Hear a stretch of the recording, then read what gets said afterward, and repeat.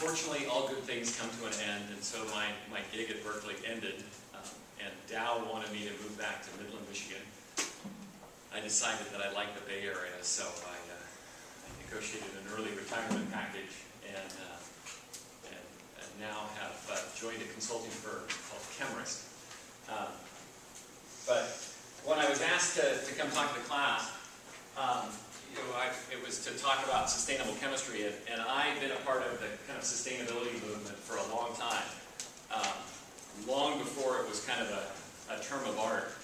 And so what I wanted to do is talk to you about my views on sustainable chemistry, go through some case studies, and I don't want you to just sit there and go.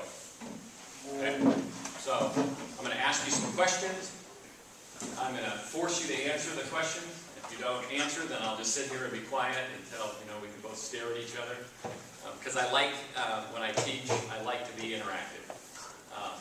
You can talk to my students. I taught up at the business school for 4 years, and I was a very interactive kind of a professor, I guess you might say.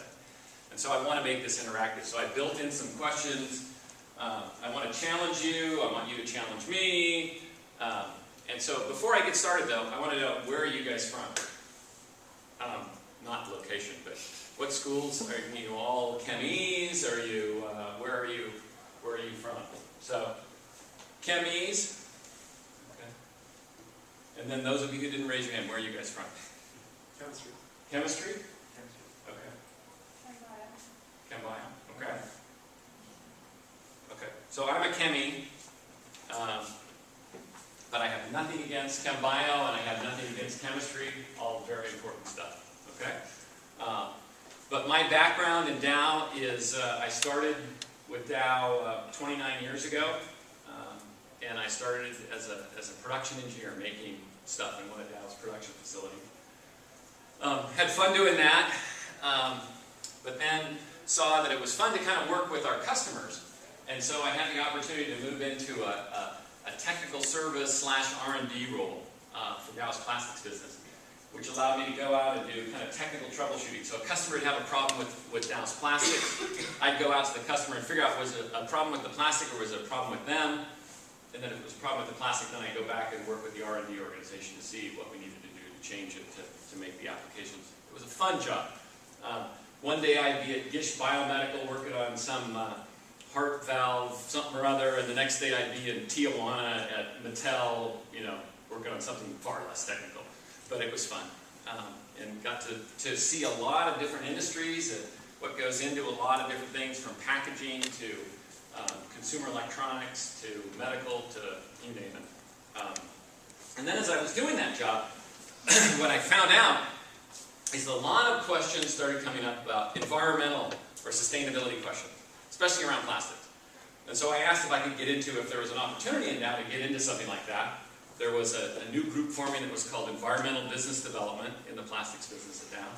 So I moved into that role. I guess I was fairly good at it. At first I was on the West Coast here, working with customers. They said, why don't you move back to headquarters in Midland, Michigan, and you can kind of do this for the country. You're doing a pretty good job. Why don't you do it for a broader array of Dow's plastics? Well, you're doing pretty good. Why don't you do it for the Americas? So they gave me Latin America too. Oh, you're doing pretty good. Why don't you do a little marketing assignment to work with our marketing folks? Why don't you work with our public policy folks? So I was in DC, I was in Sacramento. Then they said, well, you're doing pretty good at this. Why don't you do it for the globe? So ultimately, I became Dow's Global Plastics Sustainability Lead. So I was working with our customers on all sorts of opportunities around the globe, from South Africa to Beijing to the U.S. to you name it, all around the world. It was a fun job. Had a staff working with me, but there are opportunities, and I never thought then when Dow came to me and said, "Hey, we're going to embed somebody at UC Berkeley to teach sustainability and run a sustainability center. How would you like to go do that, Tony?" So how could I pass up this, right? So I moved out here, and it actually was housed in the business school, but I worked across campus, so worked with the folks in chemical engineering and chemistry, Dean Mathis and I are good friends. Work with the folks in natural resources, in engineering, in the business school, all over campus. I just happened to be housed at the business school. They were the ones that were gracious enough to house this program. So, that's a little bit about me. I moved to a consulting group called Chemrisk. Chemrisk hired me to help them establish a business around helping customers, helping companies move into sustainable chemistry. So we have the ability to kind of proactively look at what a company's chemistries are and then help them identify potentially problematic chemistries and then move into better chemistries. So that's what I'm doing now. That allowed me to stay here in the Bay Area. So, I've just introduced myself, and now we're going to talk about sustainable chemistry. So, what does the chemical industry do? A bunch of chemists. What does the chemical industry do? It smells good, by the way. You want a piece? No. But you can eat, it's okay. Yes? Solve problems at molecular level? Solve problems at a molecular level. Okay? What problems does it solve? Comes up. What products in this room involve chemistry? Right? Some would argue that the wood in the chairs maybe not. But the reality is the wood wouldn't be together without chemistry, right? You wouldn't have the nails or the glue or the whatever kind of varnish or whatever without chemistry, right? The paint on the wall, the acoustic ceiling, the lights, obviously your computers are full of chemistry. All right? So chemistry is in our world all over the place. But basically, the basic thing that the chemical industry does is it takes feedstocks and transforms those feedstocks into products, right? So it takes things like salt, gas, oil, coal, biomass, and recycle, applies energy.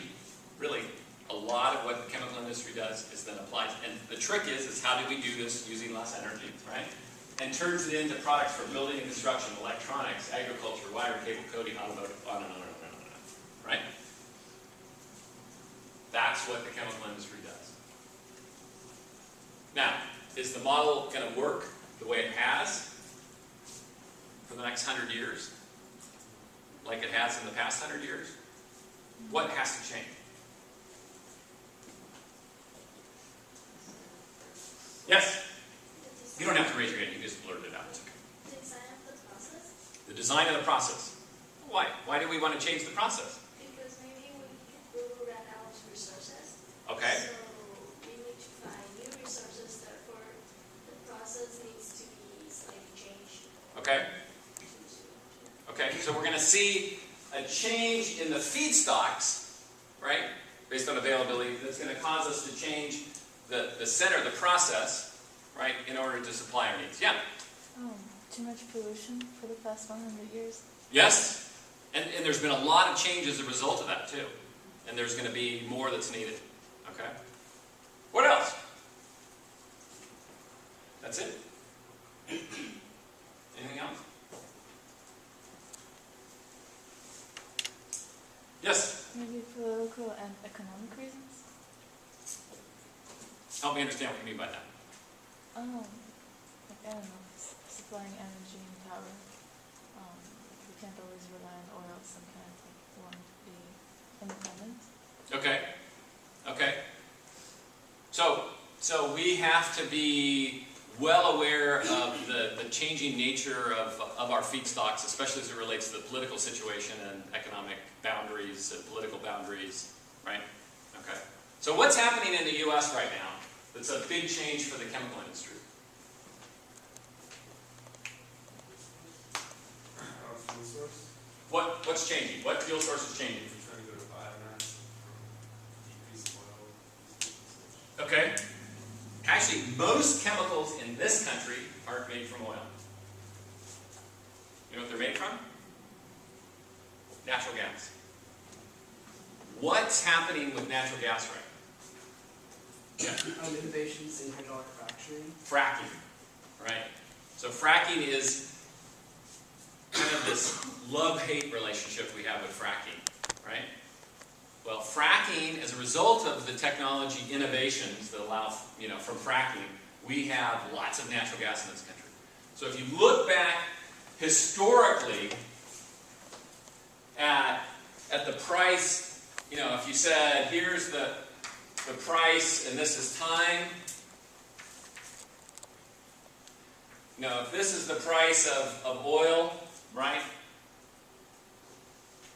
per barrel, the price of natural gas tracked it pretty close, right?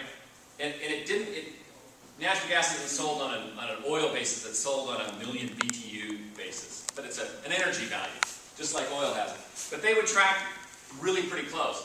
Well, what's happened recently here in the US, right, is that as oil has gone up and then down and then flattened out, say at 100 barrels or 90 barrels, whatever, natural gas has gone like that.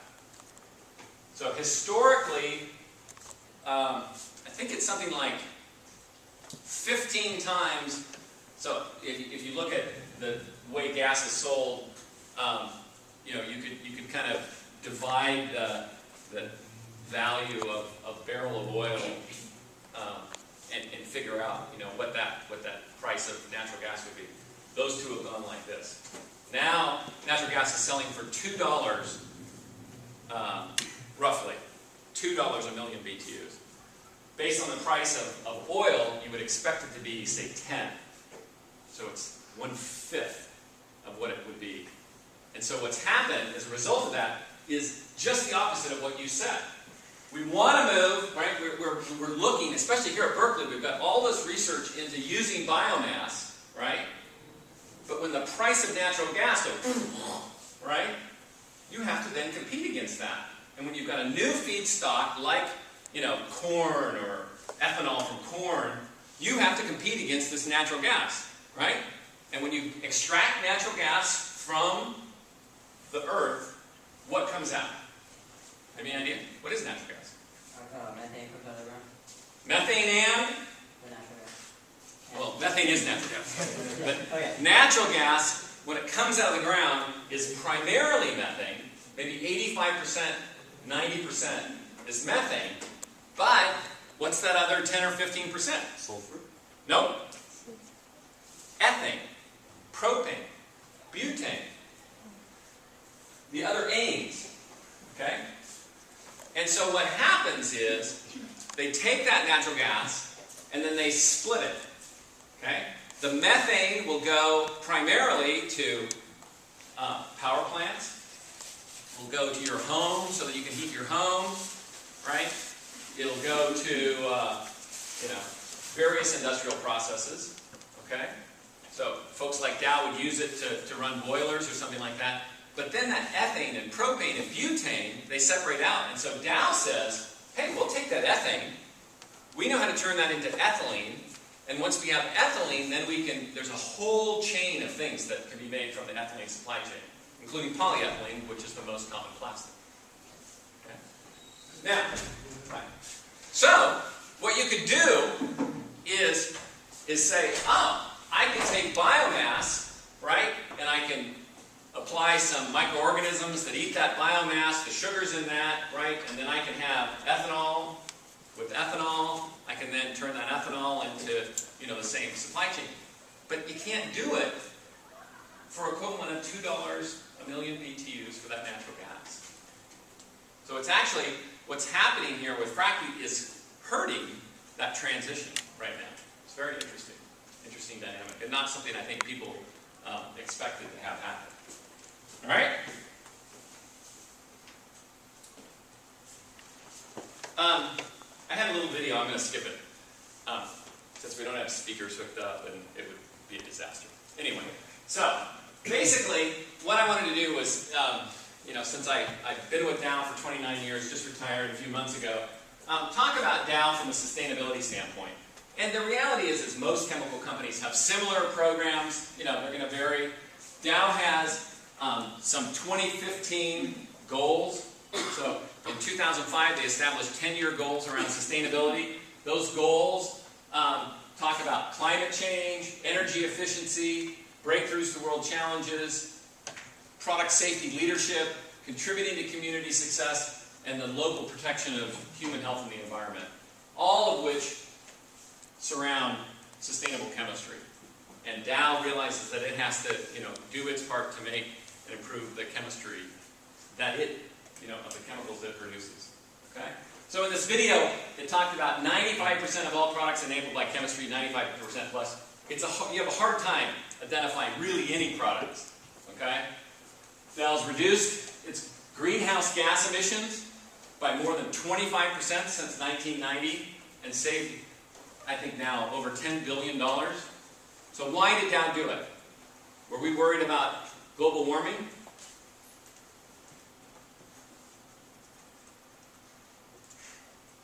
Yes, and. Yes. Yes, like and other things. Right. So yeah, we're concerned about it, but it's hard to make an investment around global warming when nobody else is making investments, right?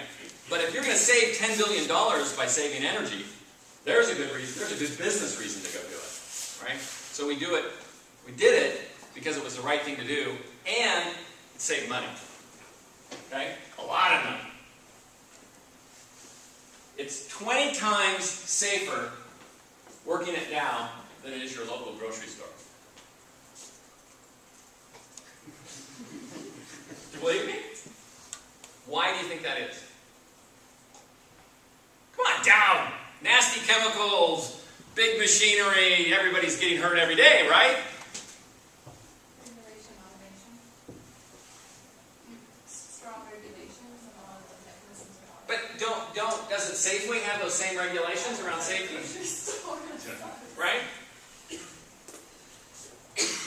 The reason is culture. I mean, from the day I arrived at Dow, safety, you didn't do anything if you couldn't do it safely. You stopped doing whatever you were doing and, figured out a safe way to do it, or you didn't do it. It was a cultural edict in Dow. And it's not a cultural edict in grocery stores, I guess.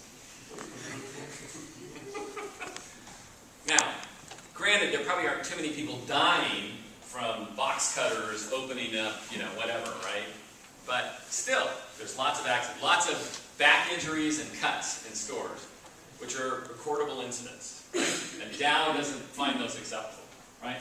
Dow has won 7 presidential green chemistry awards, and we're going to talk about some of those in the case studies.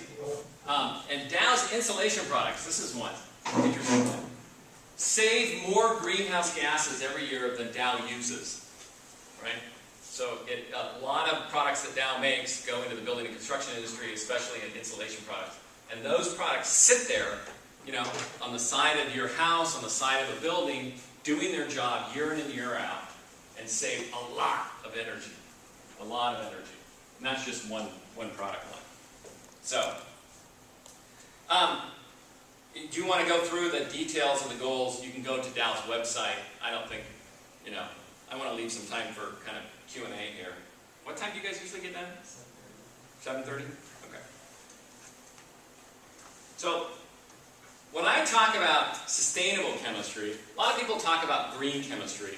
And I personally am not a big fan of the term green chemistry. I think green has been overused.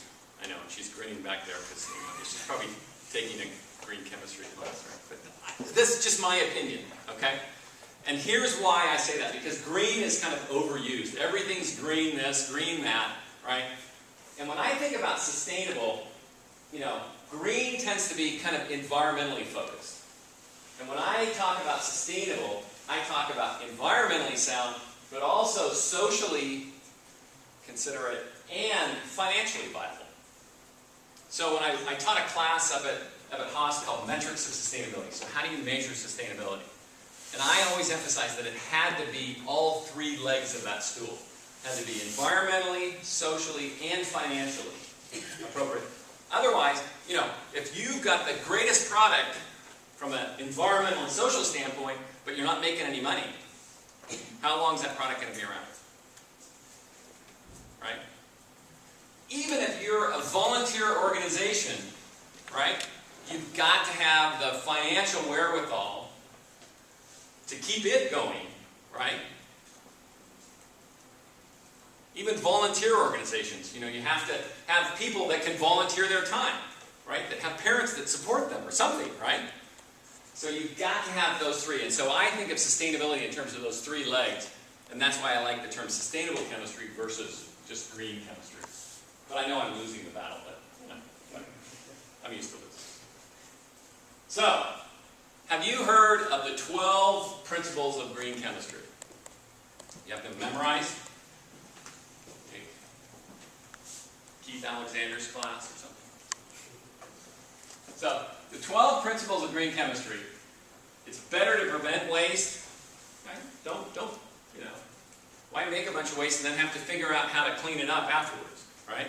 So, the petrochemical industry that is what it is today has really grown up around that. And so you have these big integrated facilities, and essentially, you used to make a product, say 80 years ago, and then you had this byproduct, and you just, throw it away, dump it down the drain, put it into the river, whatever, right? Then somebody goes, well, can't we use that as the feedstock for this other chemistry that we want? And so they go, oh, yeah. And so all of a sudden that became the feedstock for something else. And then the waste product from that became the feedstock for something else. And now you have these big integrated facilities where there's very, very little waste. Because the waste products become the feedstocks for the next process. Okay? Some of the case studies we'll talk about kind of get into that.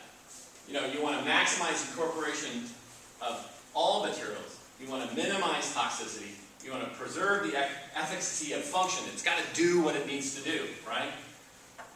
Anyway, we can go through these, but I think you get the idea, right? Feedstock should be renewable whenever possible, okay?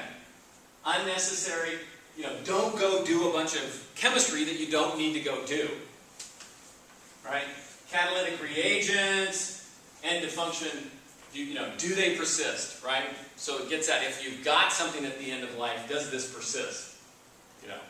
And persist is okay, especially if you can develop a way to recycle it, right? I mean, glass is persistent, right? Does that make glass bad? No, right? But if you can recycle your glass, you keep it going around, okay? Anyway, so what I like to do is say, this is Tony's principles of green and sustainable chemistry, right? I think 12, I can only memorize, not 12, okay? So, I say a lot of these fall into take the life cycle view, right? Look at the chemistry across its whole life cycle, from where are the feedstocks coming from, to how it's made, to how it's used, to how it's managed at end of life, right? Screen new substances before they go beyond test markets, right? We can't not do tox testing, right? We need to understand the implications of where these things are going to go, how they're going to be used, and where they're going to end up, right? We need to do more testing, okay? We also need to be transparent about substances without compromising intellectual property. One of the things that I often hear in the green chemistry debates is we just need to tell everybody everything about what's in everything. And I understand the point of view. But if you're working for, say you're working for Procter & Gamble, and you come up with something, some new miraculous cleaning agent for Tide, right? So Tide is works super duper well. Now, what happens if you tell the world exactly what your innovation is? Huh? Yeah. So if you go to Walmart and say, oh, here, see, look, what's going to happen the next day? Greatland's brand of laundry detergent is going to be just as good as Tide. In fact, it's going to be Tide with a different bottle. Okay? Because you want to be able to protect that intellectual property and capture the value, the R&D. You probably spent millions of dollars developing that, and you don't want to just give it away, right? right? So you've got to figure out how you can protect intellectual property, but at the same time, understand that you've done the right things. You understand the toxicology implications. You know, you've gone through the screening. You've got the right life cycle implications in place, etc. Right? But there's a balance in all of this. It must be economically viable over the long haul. Right? Now, most products, when you start making a product, lose money. Right? You've invested all that R&D. You've invested in a new plant. Right? You're losing money. You're bleeding money. And then you've got to start, you know, and then you've got your raw materials that you have to pay for, the energy you have to pay for, the marketing, the salespeople, all that stuff you have to pay for. You've got to be able to cover those costs. So I always say it's not so much what, if you're making money initially, but you have to have a vision for how you can make money in the long run. Otherwise, you shouldn't be doing it, right? Because it's not going to win. And that's what's happening with biomass right now because of the low cost of natural gas. Ask yourself, would I be comfortable with my family using a product that contained this material or working in a facility where this material is being used? Put yourself in the equation. So, I simplified the 12 down to Tony's 5 points of sustainable chemistry. Okay? Yeah. Paul Anastas and John Warner, who came up with the original, are probably shaking in there. They both live on the East Coast. They're both in the Northeast. So they're worried about Sandy right now, not worried about what Tony Kinsbury is saying out of Berkeley. Take the life cycle view, screen and understand all substances, be transparent, maintain economic viability, and put yourself in the equation. Does that make sense? What do you want to argue with? What did I miss?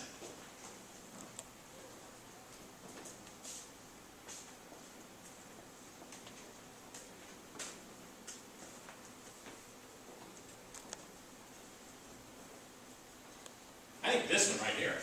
You put yourself in the equation, right? Would you invest in it?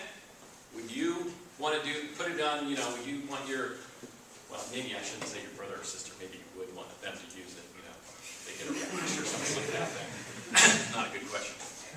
Your baby brother or something, right? You know, so I think this is just how I kind of simplified that view of what sustainable chemistry is. So let's look at a case study. So here's a molecule. It's called propylene oxide.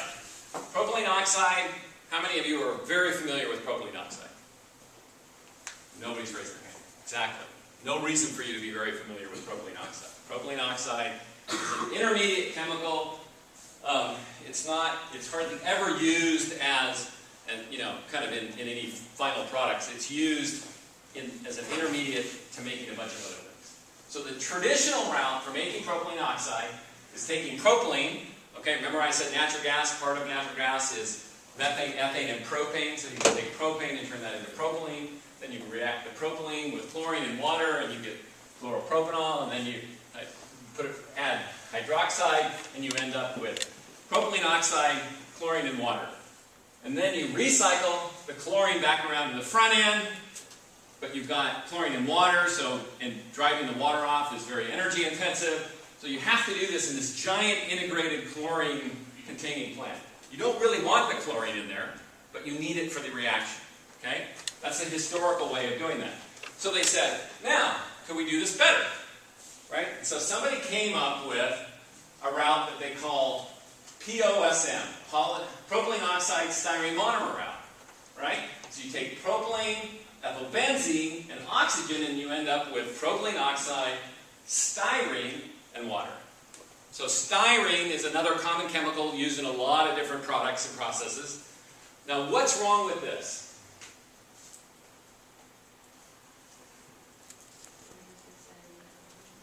Huh? No, not so much where does the styrene come from. The styrene is just a derivation of ethylbenzene. Okay? And that's a common route to get to styrene. Hey, what do you use the styrene for? What do you use the styrene for? And actually what happened is, the problem with this turned out to be business. Right? This process, you got rid of that giant chlorine cycle that was, you know, difficult to manage at a big plant. And you get rid of that, but now you have propylene oxide and styrene that come out in equal proportions. Now, do all products always sell at the same rate all the time. Right? So this is where the business problem came in for this route. Right? If you needed lots of propylene oxide and you needed lots of styrene, this was a great way to go. But all of a sudden, styrene might hit a lump in the road. And all of a sudden, you've got all this styrene and nobody wants it. But to keep producing propylene oxide, you have to keep getting these in equal proportions. And so what would happen is you'd be making a lot of money on propylene oxide and losing your you-know-what on styrene, or vice versa. Okay? So everybody was going, maybe this isn't the ideal way to make this stuff. But it used a lot less energy than it did to make it the previous way. So ask the question, can we do better? So scientists figured out how to do a route through hydrogen peroxide. Propylene, hydrogen peroxide gives you PO and water. You get rid of the styrene issue, balancing that out. Okay? And these are common raw materials that you can get your hands on. So, Dow and BASF, yes, Dow and BASF, huge competitors, developed this process together. Each had a piece in the pie, and they developed it together. Simpler raw material integration, right? And its footprint is significantly lower. The water waste is reduced by 70 to 80% compared to the other ways. Okay?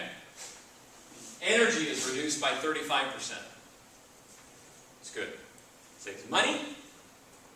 Right? Saves CO2 burden on the world. And the plant is a lot smaller. Just physically building that plant, the steel and the pumps and the tanks and everything, right? 25% smaller. It's a good thing, right? So if we take it to my 5 points, we're taking the life cycle view here. You know, propylene oxide is a very well understood chemical. We're not creating, you know, a bunch of byproducts that we don't want or we have to sell. Screen understood it. They're transparent about it. Maintaining that economic viability over the long haul. And you put yourself in the equation. This is better. So, can we do better? From a transparency standpoint, if you don't believe me, you can go to this website. Just, you know, you can memorize that, right? Okay, you got it. Yeah. Anyway, it talks about, you know, in layman's language, you know, what is propylene oxide about? And Dow's made a commitment to do that for all of its products. You know, post on the website transparent information about all of its products. That's the one for propylene oxide. So, do we do better? Yes. Less energy, less water, less emissions. But do we actually need all this propylene oxide? What's propylene oxide used for?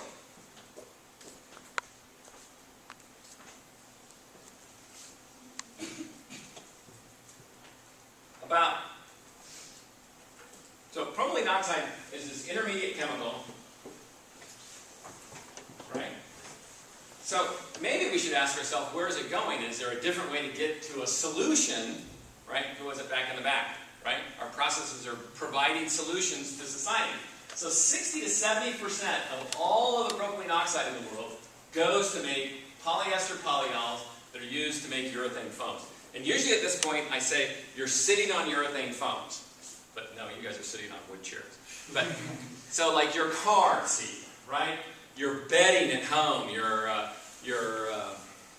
couch at home, all that urethane foam, that squishy stuff, right? That's all polyurethanes, okay? And there's also polyurethanes that are also rigid, that are used for insulation. You ever seen, like, before they put the siding up on a building, that yellow, you know, kind of board that they put up? That's urethane foam, okay? So that's where it goes. It also goes some into antifreeze. There's ethylene glycol and propylene glycol. Most cars have ethylene glycol in it, but some have propylene glycol. Okay? But, so then you ask yourself, okay, is there a greener way to make polyols for polyurethanes? Yeah. Plants can make them for us.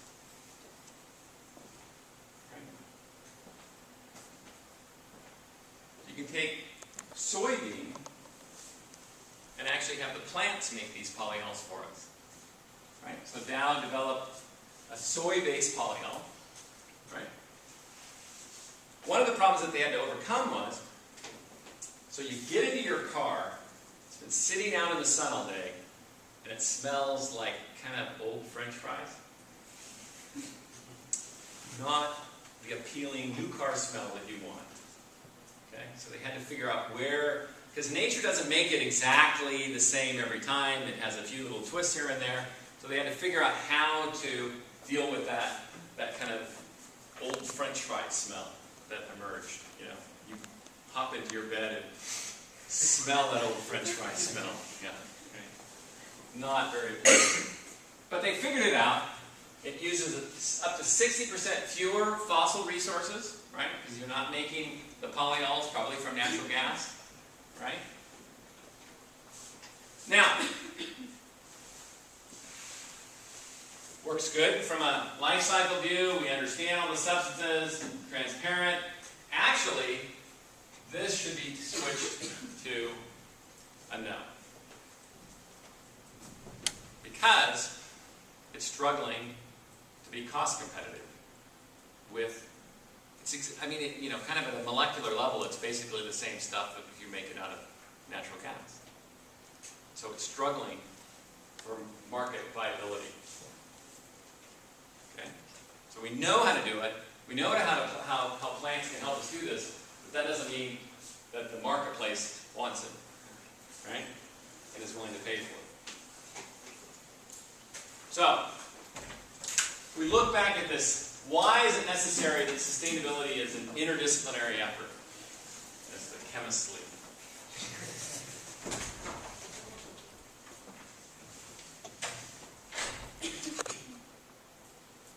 Why does sustainability need to be interdisciplinary? Can't you chemical engineers figure this all out yourselves? Well, if there's no economic drive, then there's no amount of science they're going to be able to market this to their boss. This needs just needs to make the money. There needs to be some sort of need. Well, he needs to make money and other things, right? But yeah, so you have to have the business people involved in the decisions, right? Or you can come up with great innovations, but if nobody wants to buy it, right? If nobody's willing to pay you for it. Okay? What else? Who else needs to be involved?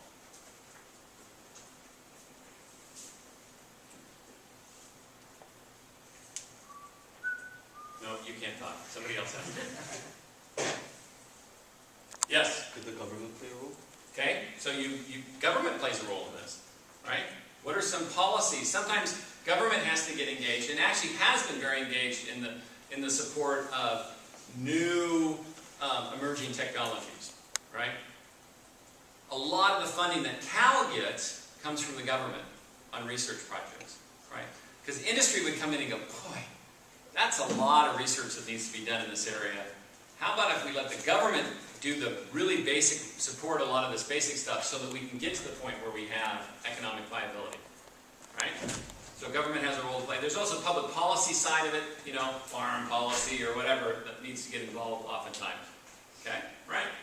Anyway, my point is that we have to learn how to work together in an interdisciplinary way. The engineers, the chemists, the business people, the public policy people, one of the things I always talk about in my class is we keep talking about wanting to make everything from bio-based sources, right? The reality is if we made we can make just about any product in the world from a bio-based source today. Why don't we do it? We want to eat, right? Those minor details, right? We don't have enough water to grow all this stuff, so we can go, if we want to just go water the desert, maybe we can start growing more stuff, right? The reality is that if we switched our whole petrochemical industry over to bio-based sources, there isn't enough land in the world right now to grow enough stuff to meet the needs of the industry. So we've got to figure out how to use less and how to make things more efficiently and supply the needs of people, because people get hungry and we want to eat. Okay? And so there's a balance that has to take place. Right? So I always say to my class, it's like bamboo is really popular right now. Right? you know, bamboo flooring and bamboo furniture and bamboo everything, right? So, great. So when we start cutting down rainforests to grow more sustainable bamboo, is this a good thing? I don't think so, right? But so sometimes we kind of forget that we've got to stop and take a step back and say, there's a limit to good, right? And we don't tend to be very good as society of stopping. Think about it, right? Actually, oil and gasoline, diesel were a great innovation in their day and provided a lot of environmental benefit, right? What was the #1 waste product in New York City in the 1880s? Horse poop. Yeah. Yeah. And then #2 was coal dust, right? We were burning all this coal, right? 2 not very pleasant things. And so these guys came along and said, we've got this high energy density stuff, we can make gasoline out, we can do these cars, you know, the horseless carriage, right? I mean, it wasn't that we didn't like horses, we didn't like horse poop, right? I mean, this was good stuff, but what do we do with it? We go too far, right? Now we each have like 1.2 cars, at least in this country. Isn't one enough? No, we've got to have that extra one just in case, or whatever. I don't know. So, okay? We tend to go too far with things. Let me keep moving here. So, here's another example. Wind energy, right? We've all seen these giant turbines that are showing up in different places, right? So, Airstone is an epoxy technology that Dow has that enables these things. In fact, I was taking my son to college. He goes to college down in LA. We were driving down there last year, and there's 2 things I remember about going down I-5. Well, maybe 3 things. One, I-5 is really boring going down. Okay. But besides that, one was, there was like this Lamborghini something, like 50 Lamborghinis went by going the other way. That was like really cool. I think those are cool cars. Anyway, I remember that. And I remember there was these giant turbine blades that were manufactured down in LA and were coming up to, what's the pass out by Livermore? They're putting in a bunch of these things out. And these things were like 3 semis long. I mean, they were huge, just one blade. They're huge, right? So think about how strong those have to be, but they also have to be lightweight at the same time. And so this is an enabling technology that allows these blades to be 150 feet long, or longer. And why do we want longer turbine blades? Capture more wind. Why? Because more wind gives you more energy. So, I think wind, you know, the length of the blade is a cubed function of how much energy comes out of it, or something like that. So the longer the blades you can, the more energy you can get out of it. Okay? The other thing is the bird people. Right? The smaller the blades, birds like hawks and golden eagles and stuff like that, they're not good. They haven't kind of grown up with these big wind turbines. And so they'll see a mouse over there, you know, and they'll go, oh, and they'll just, you know, they get whacked by the blade. Well, these big ones don't kill nearly as many blades because it's like the big lumbering. You know. Now, the angular velocity of the tip is very high, but they don't kill nearly as many birds. So the bird people, they don't like these things, but if they have to have them, they want the big ones. And so actually what's happening out by Livermore is there's an agreement to replace, I don't know, there's like 2,000 of those wind turbines out there. They're actually replacing all of them. And they're going to put in about 500, I think. So they're going to, you know, it's like pull 4 out, put 1 in. But that one will produce like 10 times more energy than the 4 that are pulled out. Because they're going with these giant ones. Okay? And this is an enabling technology to allow this to happen. And this is a cost-effective energy source. Once you put the capital expenditure in place for these wind turbines, they just sit there, you know, at very little cost producing electricity, as long as the wind's blowing. Now, one of the problems is the wind always blowing? No. And so, PG&E has to have that natural gas-fired boiler ready to go in case the wind's not blowing. Or does the sun always shine? put solar in, right? We know that the sun sets every evening, right? And so, one of the areas that you guys are going to probably get involved with, at least some of you, is battery technology. Because as we look at the energy that we can supply from technologies like this, or from solar, but we want energy in the middle of the night, we want energy early in the morning, and we want it in the middle of the day. And we want it when the wind's blowing and when the wind's not blowing. So battery technology is going to be an interesting way to help deal with that. Huge opportunity. Here's another one. Case study. Dow, okay, let me tell you the story behind this. This guy is like probably the biggest nerd that I've ever heard of. So this guy, he's a scientist.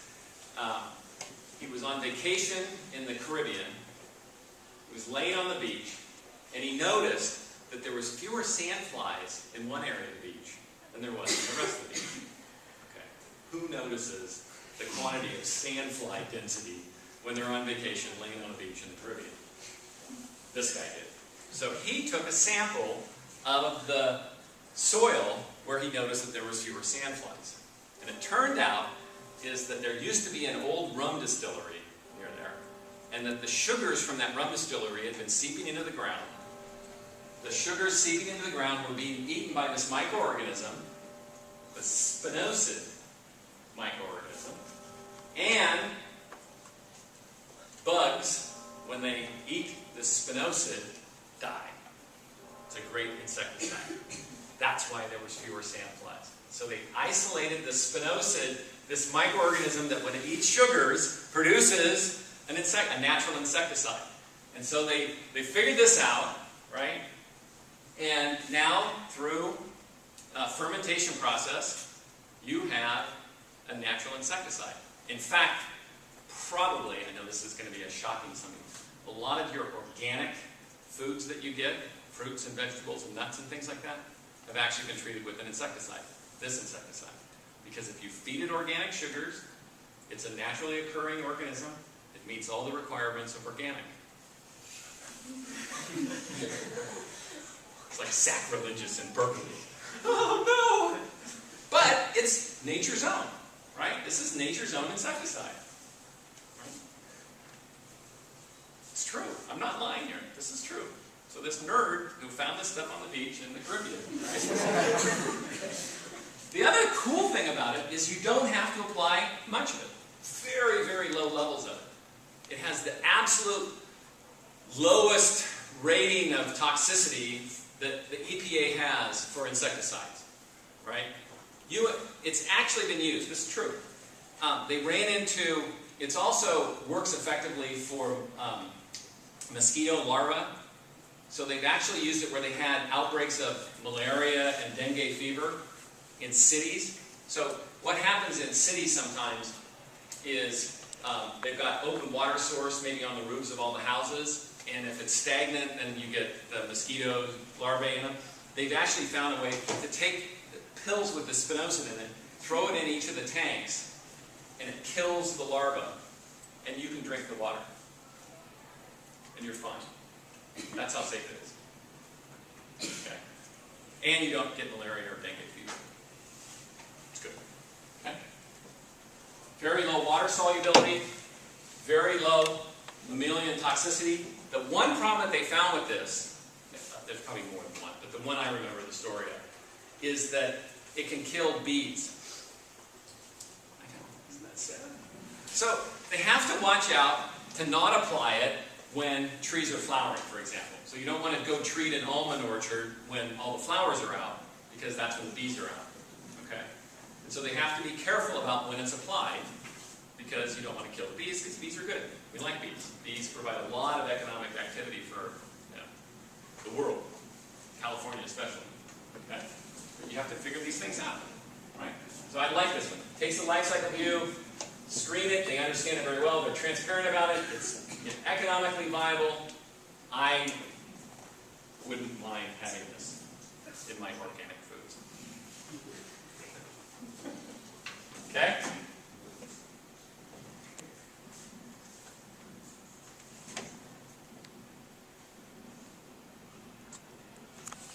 So what do you think of when you hear the word diesel? trucks spewing out what? That's what I think of, right?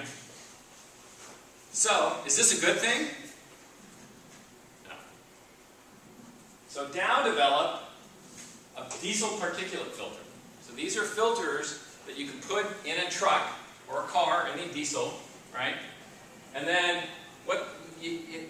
typically you get the soot at the beginning, right? When you're kind of starting up, right? But when you're just kind of zooming down the freeway, there isn't a lot. And so what they've designed these is that they clean themselves out. So it captures that soot in the beginning, when you're starting up, and then uses the heat of the engine and the exhaust to clean out the filter so that it'll last for like 60,000 miles. Okay? It actually has been used in diesel racing cars. Now, why is diesel good? Anybody know? I mean, it's bad from a soot standpoint.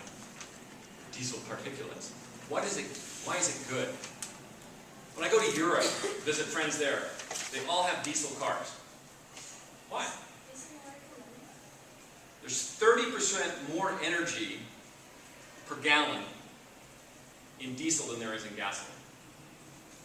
So, in simple terms, I can go 30% further if I can turn that energy into mileage, right? I can go 30% further on a gallon of diesel than I can on a gallon of gasoline. That's why people like diesel, right? Yes? Does this capture carbon as well? The emission? It captures particulates. It doesn't capture CO2. You have to, otherwise it would back up and your engine would blow up. It's not good. Okay? So you have to allow the CO2 and the nitrogen and the other components to flow through. Otherwise, your engine's not going to work. Right? So it's designed to capture particulates. Okay? So, diesels are very efficient, so it's a good, but you've got to have some way to handle that soot. That's what makes this. Now, what's happened is economic viability. You have to be able to manufacture it consistently, right? So if you're Audi and you want to say, oh, we want to buy your diesel particulate filters, we want to buy 1 million of them, and then you need to have this specification. Dow was struggling to figure out how to make them, right? This chemistry involved here is very complex, and we were struggling from a manufacturing standpoint to make them economically and consistently time over time. And so they struggled from an economically viability. Technology works, right? But you still have to be able to manufacture the technology. Okay. Bummer, huh? So we'll keep seeing this. There's other technologies out there. So, what drives the market for this? Public policy, right? None of us like to see that soot coming out of diesel trucks and cars. So, we live in a democracy here. We say, hey, we don't like that. We need to have a law that says that we, control those. So public policy is a big driver of this, right? Clean air regulations, fuel efficiency standards drive it, right? So the Europeans have dealt with this, and we're starting to deal with it. Okay. So, which of these packages could use a bioplastic?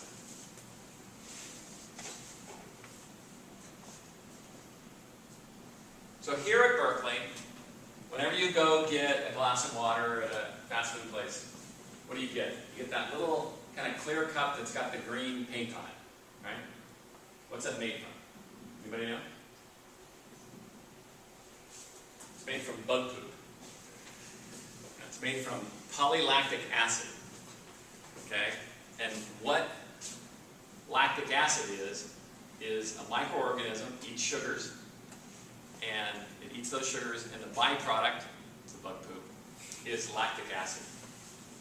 The people that make that take that lactic acid, polymerize it, turn it into a plastic, and then they sell it to a guy that makes the cups or the bottles or something else. Okay? Do your coffee cups have? Could you have a big clear coffee cup? made from PLA? No. It's got a very low heat melting point. So if you do this sometime to your friends when you standing back, pour some like hot coffee or tea into one of those cups. I've done this before. The sadistic side of it, right? And it just goes, and it just melts, right? Because it can't handle it. So it's a property limitation of that particular plastic. Either here or there, but you're just never going to get hot drinks in it until they figure out how to raise the heat profile of it. Okay? But milk doesn't have that problem. So can we make any of these out of a bioplastic? Oh, by the way, it's also kind of crinkly. Have you noticed that? So probably, it's not going to be able to be used in all applications. But the reality is, any of those can be made out of a bioplastic. Why? These are all use polyethylene right now. Even the paperboard ones are paperboard with a coating of polyethylene. If they didn't have the coating of polyethylene, what would happen when you put milk in it? What happens to paper if you pour water in it? It falls apart. Okay? So the paperboard only works because there's a thin layer of plastic on it that they then seal up. Right? So the paper provides the structure, the plastic provides the barrier to the liquids leaving, which you don't want to have happen. Okay? So these are all used various forms of polyethylene. So can you make polyethylene? Yes. There's a plant in Brazil right now. Are you Brazilian? Okay. There's a plant in Brazil right now, and there's others being built that make polyethylene from sugarcane. So why don't we use corn to make our polyethylene? So what's the route? How do we get to polyethylene? From sugarcane. Anybody know?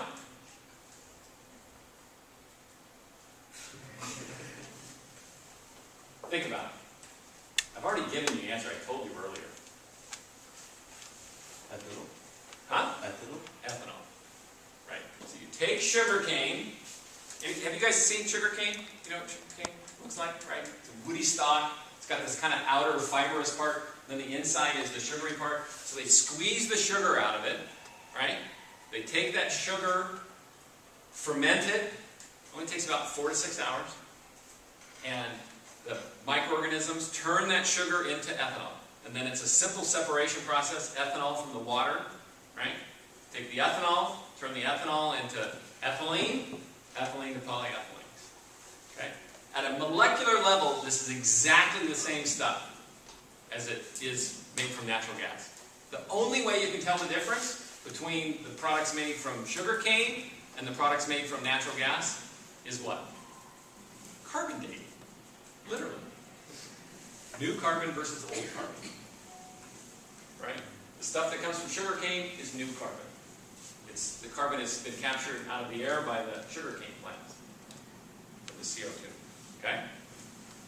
So, it uses 1/7 the carbon, the CO2, the greenhouse footprint of traditional polyethylene. So once you squeeze the sugar out of it, you've got all this stuff left over, the woody stuff on the outside. It's called bagasse. So what do you do with the bagasse? Burn it. Right? I guess you can put it back on the field. Right? Like corn stover, like we do with corn.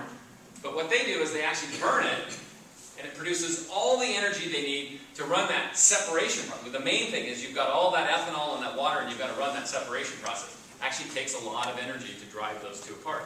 So they produce all the energy that they need, plus some that can go back out onto the grid. Okay? You're harvesting rainwater, right? Rains in Brazil. It's also one of the reasons why you use sugarcane instead of corn. Sugarcane is like 8 times more efficient at producing ethanol than corn is. So you might say, why do we do ethanol here in the U.S.? The corn lobby has taken care of that question for us. They don't want us to bring in ethanol from sugarcane in Brazil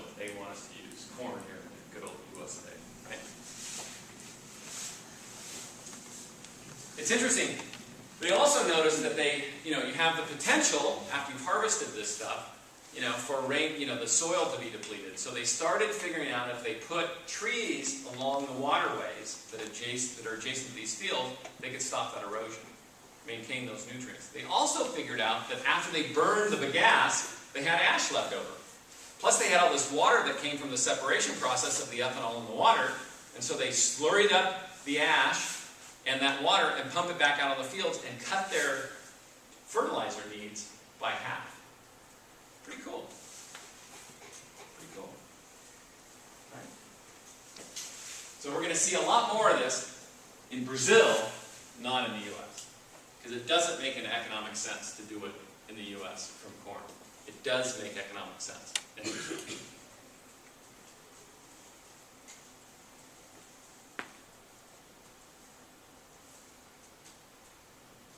Here, we'll go back.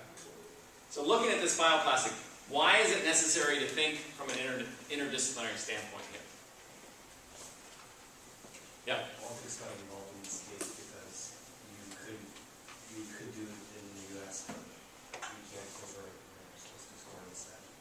Yeah, so we've got policy around ethanol in this country, but it's ethanol feeding into the gasoline, right? We have as a fuel. It's not forcing the chemical side of things. But you wouldn't see plastic made here because it doesn't make economic sense, right? But by the same token, did Brazil just all of a sudden go, this makes a lot of sense, let's do this, right?